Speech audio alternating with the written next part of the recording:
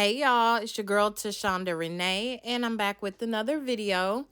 In today's video, I'm showing you how to make one of my favorites. It's one of my favorite side dishes for Thanksgiving, I should say, and that is dressing.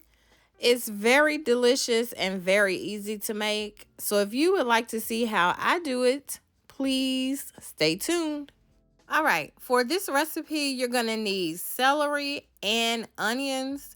I don't use any bell peppers in this particular recipe, so you won't need those unless you just want to add it. But I'm gonna dice up 3 stalks of celery and 1 whole onion. I'm using a yellow onion today. You don't necessarily have to use a yellow onion. You can use whatever type of onion you prefer. My onion is a medium-sized onion. So if you're using a small to medium-sized onion, be sure to use the entire onion. Once you have those diced up, you're going to move over to your stove. You're going to need a 1/2 stick of butter. You're going to put that in your skillet over a medium heat and allow it to melt. Then you'll add your diced celery and onions. So when you saute your onions and celery, you want to be sure to only cook them for about 3 to 4 minutes. And you want to do it over a medium heat. It's very important to not overcook your veggies. Just remember, the longer you cook your celery and onions, the more flavor you lose. So as long as they're cooking, you're losing flavor. And that flavor makes the difference between a good dressing and an awesome dressing.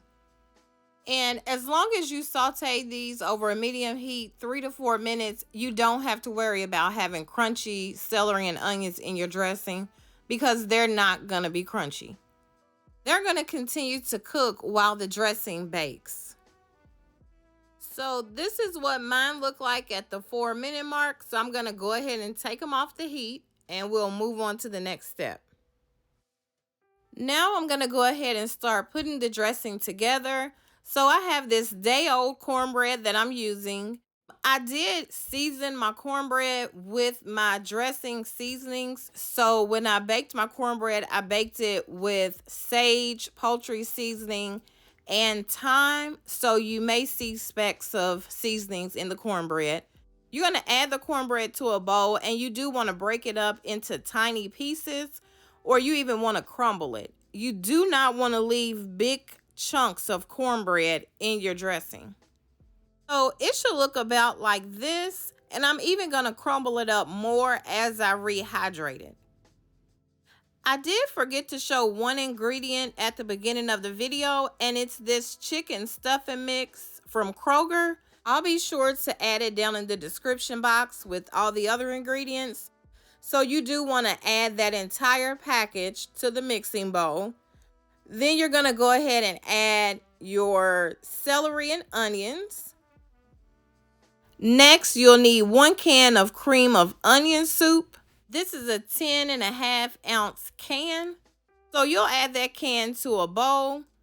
And to that, you're going to add about a teaspoon of chicken bouillon. I'm using Better Than Bouillon. Then you're going to add some chicken stock. And again, I'll be sure to have all the ingredients listed down in the description box, and I'll include the measurements of everything I used. You'll go ahead and mix this together until it's well combined, and then you'll add that to your large mixing bowl.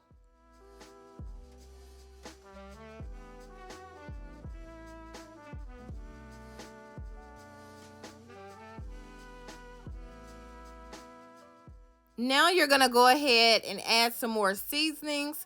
Not too heavy because you've already seasoned the cornbread, so you don't want to overdo it before you taste it. So you're going to add some poultry seasoning, some thyme, and some sage.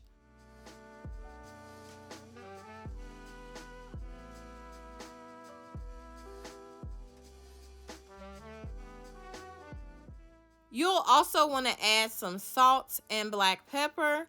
Now, you do not want to go overboard with the salt because you've already added the better than bouillon as well as the cream of onion, and they both are full of salt.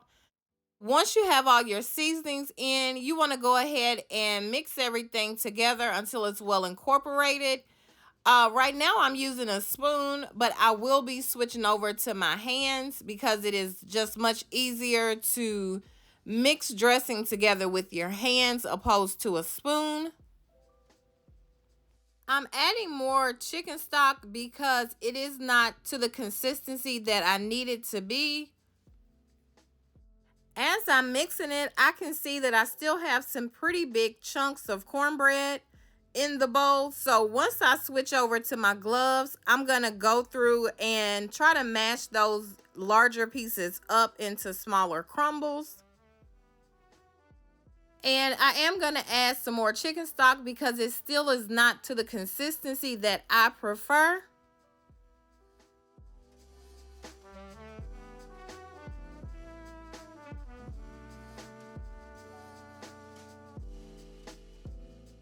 Right now, I'm just breaking up some of those larger pieces. So this is the perfect consistency here. This is what you want your dressing to look like before it goes into the oven. It's not too wet and it's definitely not dry.